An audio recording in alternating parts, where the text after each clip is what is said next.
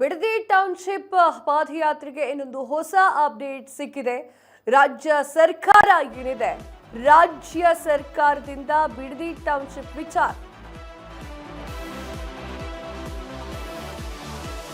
Bidadi township ವಿರೋಧಿಸಿ JDS ಪಾದಯಾತ್ರೆ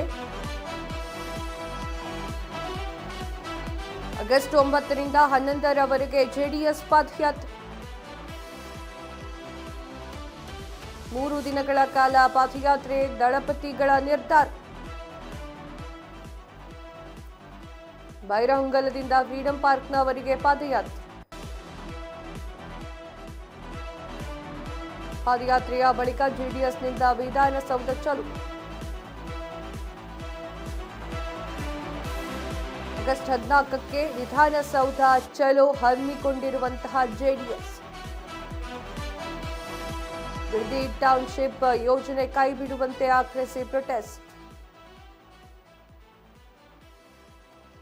Bidadi township ವಿಚಾರಕ್ಕೆ ಸಂಬಂಧಪಟ್ಟಂತೆ ಪಾದಯಾತ್ರೆ ಮಾಡಲಿಕ್ಕೆ ರೆಡಿಯಾಗಿದ್ದಾರೆ. ಆಗಸ್ಟ್ 9ರಿಂದ 11ರವರೆಗೆ ಜೆಡಿಎಸ್ ಪಾದಯಾತ್ರೆಯನ್ನು ಮಾಡ್ತಾ ಇದೆ. ಇದರ ಜೊತೆಗೆ ಬಿಜೆಪಿ ಸೇರ್ಕೊಳ್ಳುತ್ತೋ ಇಲ್ವೋ ಗೊತ್ತಿಲ್ಲ. 3 ದಿನಗಳ ಕಾಲ ಪಾದಯಾತ್ರೆಯನ್ನ ಮಾಡಬೇಕು ಅಂತ ಹೇಳಿ ಜೆಡಿಎಸ್ ನಿರ್ಧಾರವನ್ನು ಮಾಡಿದೆ. ಬೈಲಹೊಂಗಲದಿಂದ ಫ್ರೀಡಂ ಪಾರ್ಕ್ನವರೆಗೂ ಕೂಡ ಪ್ರತಿಭಟನೆ, ಪಾದಯಾತ್ರೆ ಎರಡೂ ಕೂಡ ಇರುತ್ತೆ. ಪಾದಯಾತ್ರೆಯ ಬಳಿಕ ಜೆಡಿಎಸ್ನಿಂದ ವಿಧಾನಸೌಧ ಚಲೋ ಕಾರ್ಯಕ್ರಮವೂ ಕೂಡ ಹಮ್ಮಿಕೊಳ್ಳಲಾಗ್ತಾ ಇದೆ.